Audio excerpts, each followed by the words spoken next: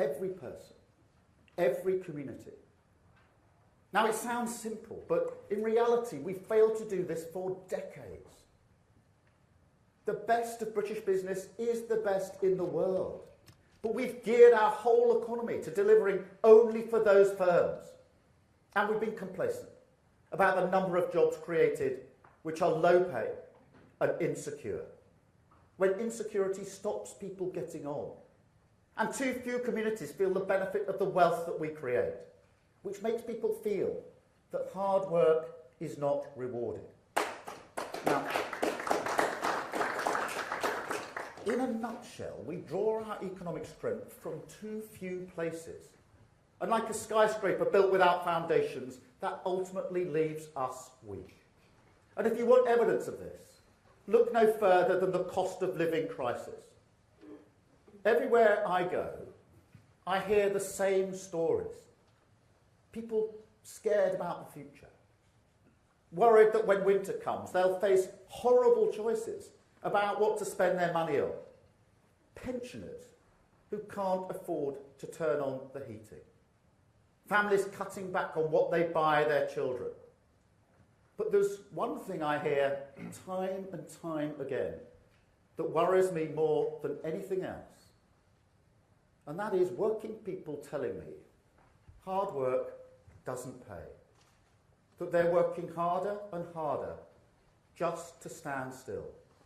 Now, that alarms me for two reasons.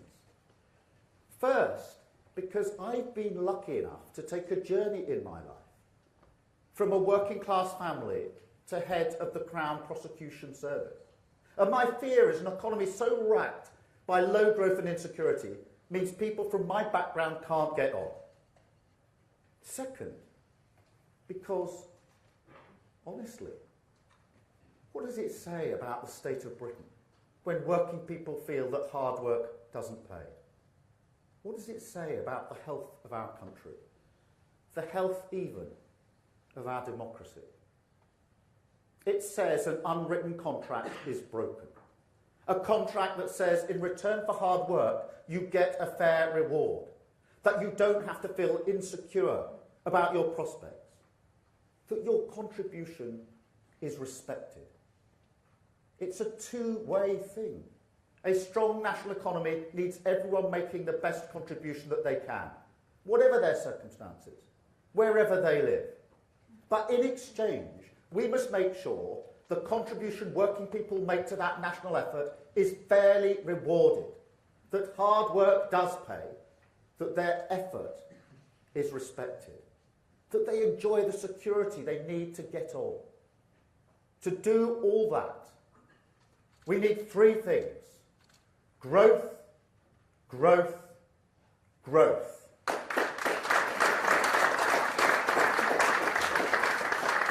And that's why I've told the Shadow Cabinet that every policy they bring forward will be judged by the contribution it makes to growth and productivity. Because everything I want for Britain comes back to this central mission. Without growth, we won't get a high-wage economy. Without growth, we can't revitalise public services. Without growth, we can't repair the broken contract, re-energise communities, or unite the country. Low-growth countries are weaker at standing up for the national interest. Low-growth economies can't support people from my background to get on. Low-growth economies can't rise to meet the challenges of the future. Challenges like climate change. And I want to be really clear on this point. We will not be distracted by the siren calls from the right or the left that say economic growth and net zero do not go together, that these two objectives are somehow in tension, or even that we should actively pursue a policy of no growth. I reject that completely. It is totally the wrong way round. A plan for net zero needs growth. A plan for growth needs net zero.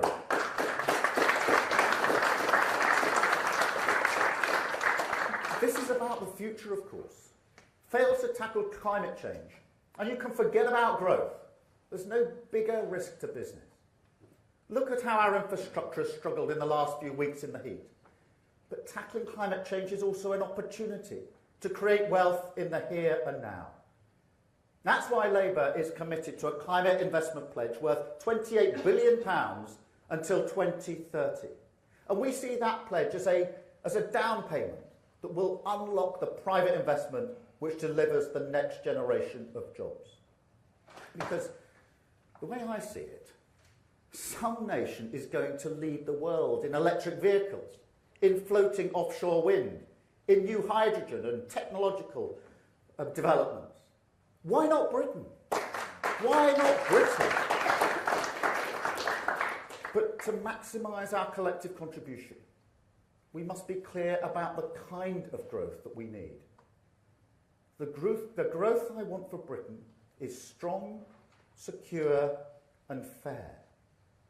Strong because it will build a foundation where every business and every person plays a role.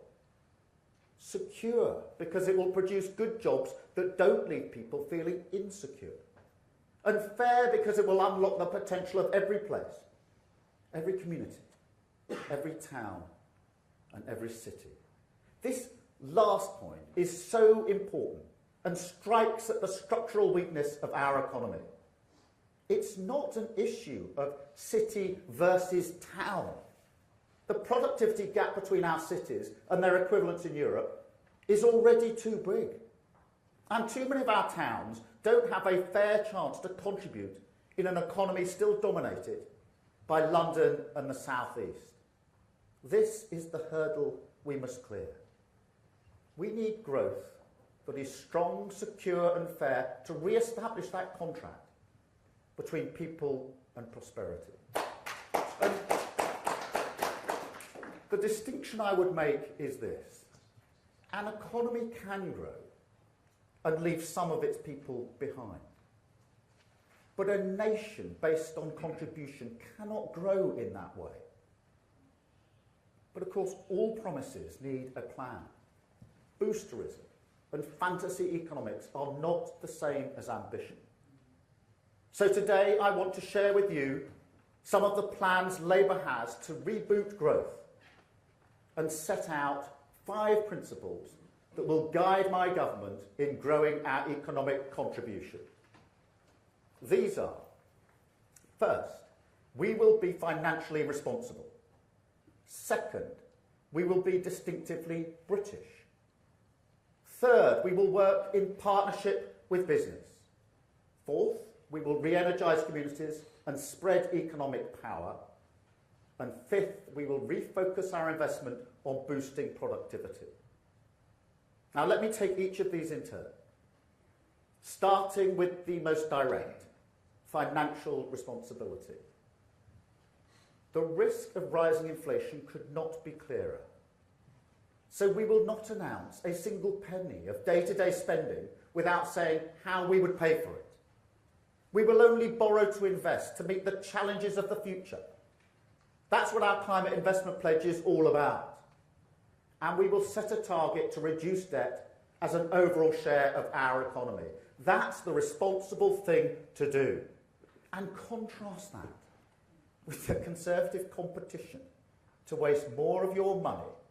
That contrast could not be starker. With me and with Rachel Reeves, you will always get sound finances, careful spending, strong, secure and fair growth. There will be no magic money tree economics with us.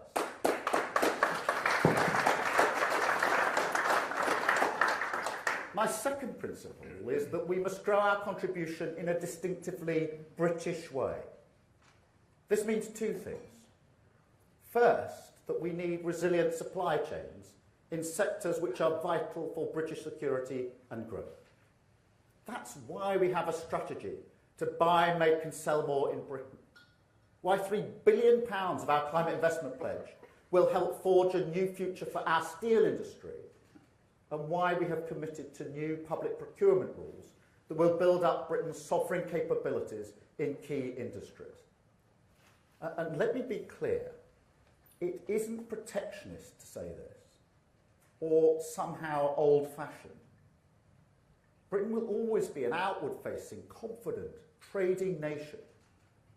But all around the world, businesses are looking again at the resilience of their supply chains, reacting to the crises we've faced and will face in the future. Countries must do the same. Second, a British approach means we can't transplant the economic model of another country onto ours. 2 weeks ago, I met Olaf Scholz, the Chancellor of Germany, and leader of our sister party, the SPD. He is showing that when levelling up is based on practical plans, not far-fetched promises, amazing things can happen. In eastern Germany right now, some of the poorest parts of the country are leading the continent in the lucrative race to develop batteries that store renewable energy. This is what can be done.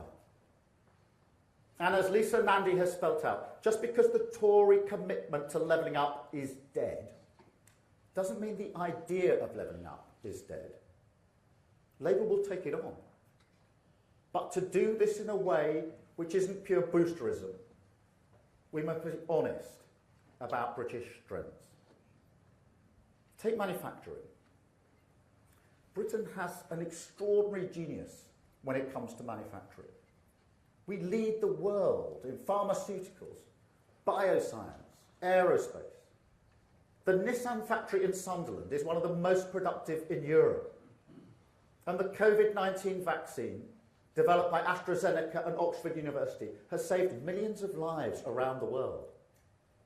When I was in Airbus in Filton recently, I saw them working with 3D engineering, literally shaping components by bringing together particles and matter in a way that was unimaginable in the factory my dad used to work in. We can and should take advantage of these strengths. The road to higher growth and productivity runs right through them. But we're not Germany. The role manufacturing plays in our economy will always be different. And we have superpower strengths in universities, in creative industries, in exporting services that other countries can't compete with. The challenge in both services and manufacturing is the same. The best of British is the best in the world. And the way we stay competitive is to get more of it.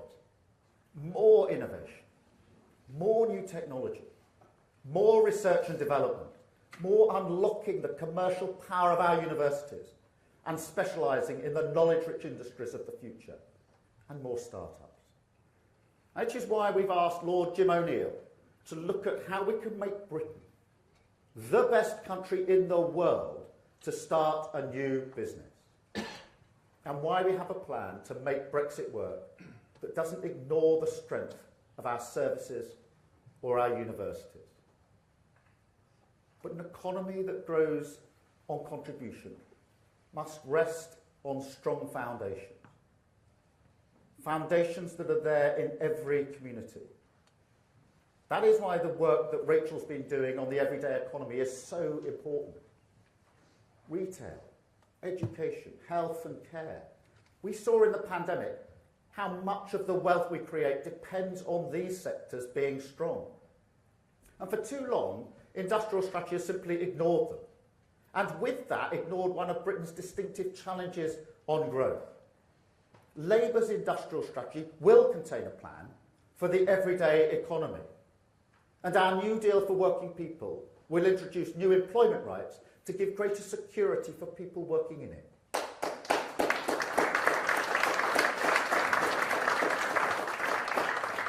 That brings me to my third principle, partnership. For growth that is strong, secure and fair, we must work together. We need a real partnership between state and market, business and worker, the everyday economy and the technological frontier.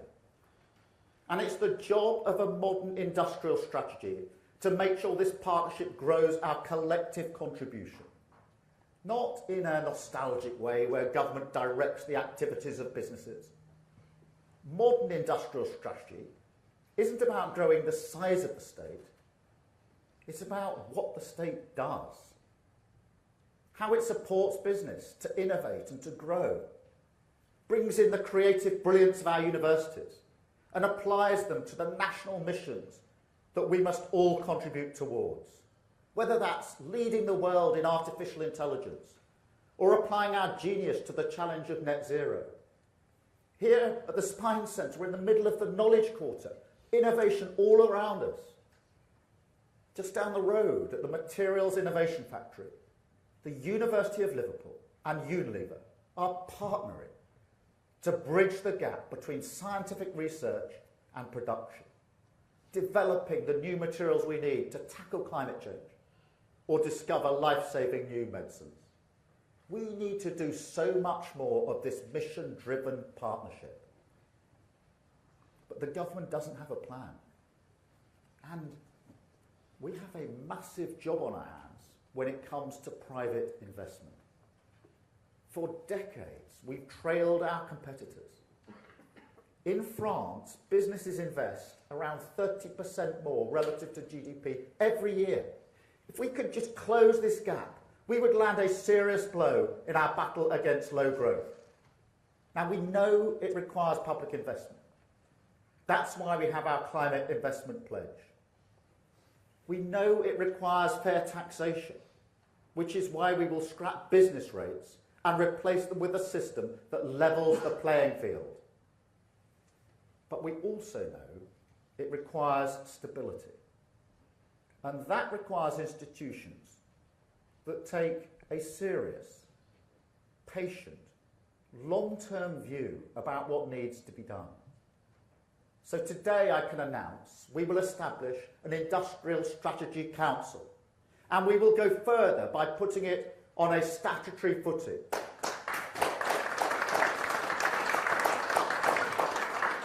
It will provide advice that shapes policy in the way the Climate Change Committee does, or the Office of Budget Responsibility, a permanent part of the landscape that sets out our strategic national priorities that go beyond the political cycle, brings in the expertise of business, science and unions, holds us to account for our decisions, and builds confidence for investors that will boost long-term growth and productivity. My fourth and fifth principles are best taken together because spreading power and raising the productivity of the economy everywhere are fundamental to growing our contribution. On spreading power, I've asked Gordon Brown to look at new forms of economic devolution, to make sure that decisions about things that drive regional growth, like skills, infrastructure, attracting investment, are all made by people with skin in the game. Labour will not attempt to run our levelling up strategy from the centre, nor will we offer it alongside a divisive argument about north versus south, city versus town. To me, they've always felt like false choices. A productive Liverpool is good for Birkenhead. A strong Dudley is good for Birmingham. And each has a shared fate in the wider battle against regional inequality. But we must also recognise that every place needs the power to grow its own economy. So our reforms will allow devolved and local government to make long-term financial decisions, to reap the rewards of investment in their economy. That way, you make sure that every city, every town, every place takes ownership of their contribution. That people and businesses with a long-term commitment to their community work together in partnership. It's what Labour is delivering in power, and it's what Labour will deliver in national government.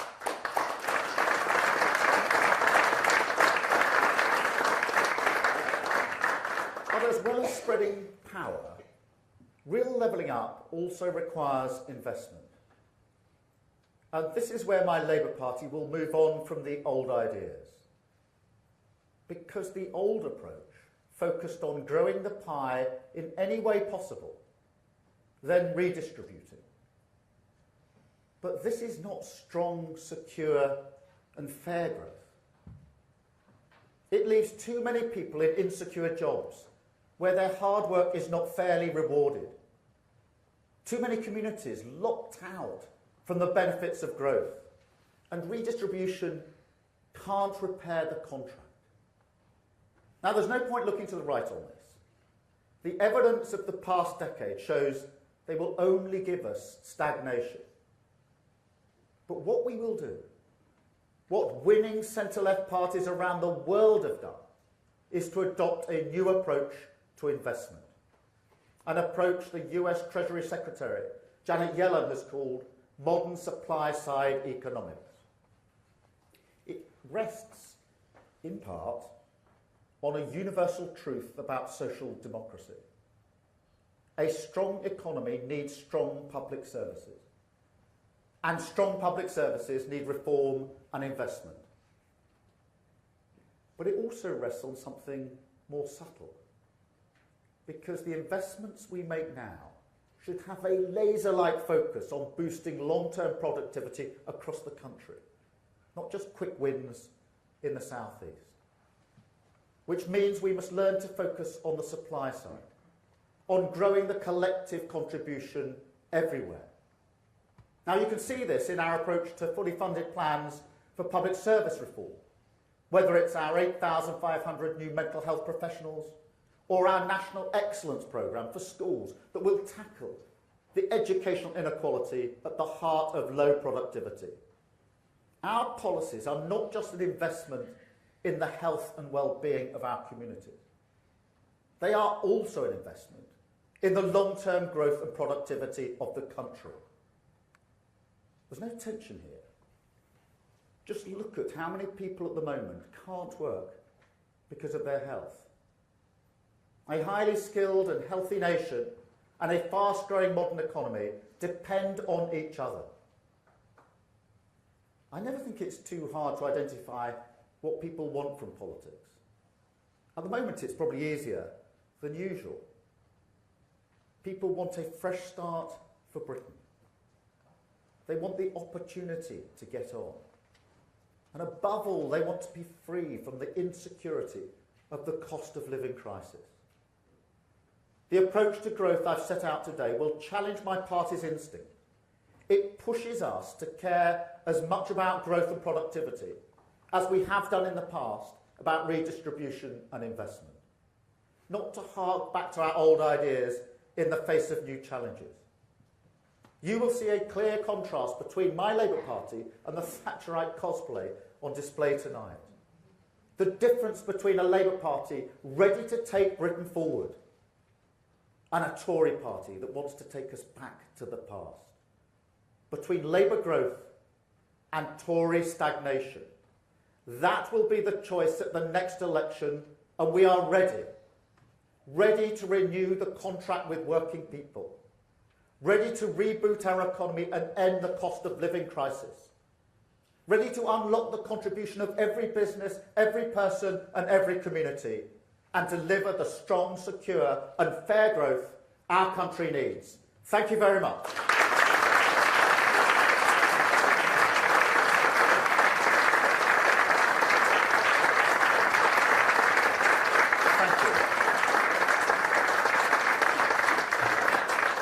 We've got a number of questions, starting with Erica. Hi, BBC News. You mentioned Liz Truss and Rishi Sunak a few times then. Isn't the problem the Tory leadership contest is just drowning out you and any policies you might want to announce this summer? No, I don't think that at all. I think what we're seeing from the leadership contest is two individuals who are part of the problem. We've had 12 years now of stagnation. They voted for every one of those 15 tax rises. And now they're trying to distance themselves as quickly as possible from it. So their answers, if you like, are too small for our country, for the challenge that we face. And that's why I've set out a strategic plan for the future.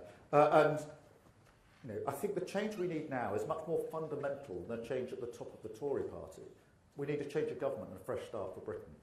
Thank you, Erica. Eleanor.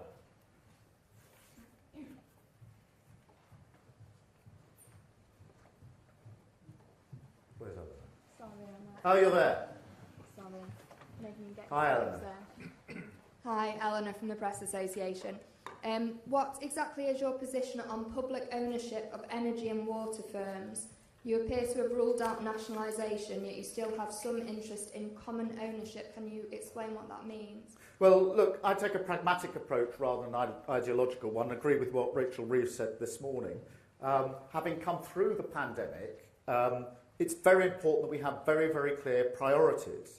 And that's why we've set out fiscal rules already as an opposition. Rachel did that at conference last year. That's way ahead of the general election, setting out our priorities. And my priority, as I hope is obvious from this morning, is growth.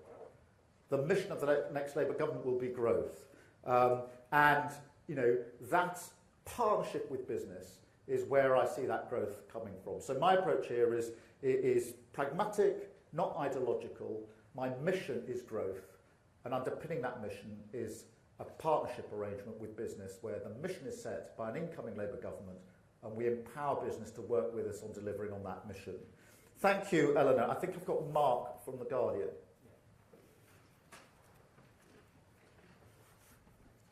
Hi. Mark. Hi.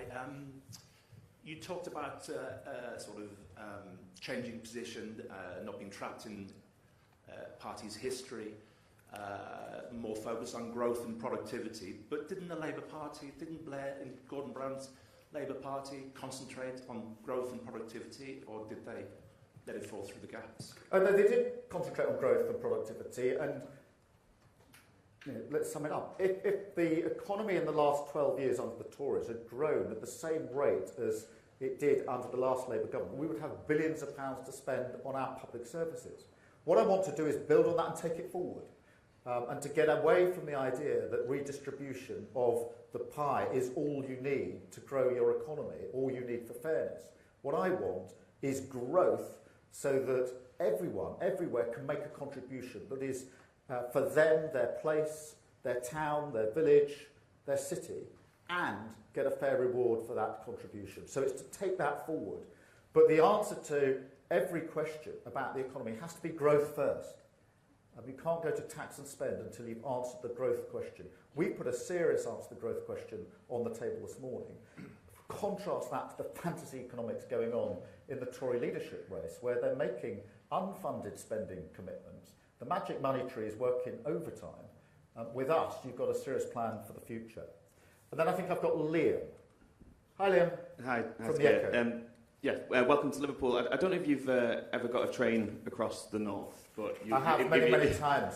If you have, you may not have arrived at your destination on time. Just to push you on this public ownership issue, it seems like some members of your shadow cabinet have maintained that, particularly when it comes to rail, the public ownership of bringing the trains back into public control remains a Labour priority. Can I push you on that one, please? Yeah, Liam, firstly, I have taken that train many times because before I was a politician, I was Director of Public Prosecutions, and I had staff in 100 offices across the whole of the United Kingdom, including here down the Liver building there. And so I've done those journeys between our cities and places across the northeast, the north and the northwest many times, and absolutely understand why people feel so let down by a government that promised to change that with the rail system that they promised for the north and have absolutely failed to deliver on it. But whether it comes to rail or anything else, Liam, I want to be pragmatic about this rather than ideological. I think what some of our mayors and metro mayors are doing with public transport is the right way forward. Absolutely focus on keeping the price down and making sure there's control over where things go, particularly buses recently. Steve Rotherham is here. We had a very good discussion recently about what we do with our buses, and I think that is the difference that Labour mayors, metro mayors can make in power. But Liam, as I say, pragmatic on this rather than ideological. But I absolutely understand the frustrations of everybody trying to use the rail service, particularly going across the country rather than up and down the country. It's been broken for a very long time. The government made very clear commitments to it, including a new line. And they've broken all of those commitments. And that is the story of the last 12 years. Empty promises, never really meant, always broken. And there are just so many examples of it. It's why the Tory party is in such a mess. It's why the change we need for our country is not just to change the person at the top of the Tory party. They're the problem, they're not the solution. We need a general election, we need a change of government. Thank you, Liam. Thank you, everybody, for coming this morning. Thank you.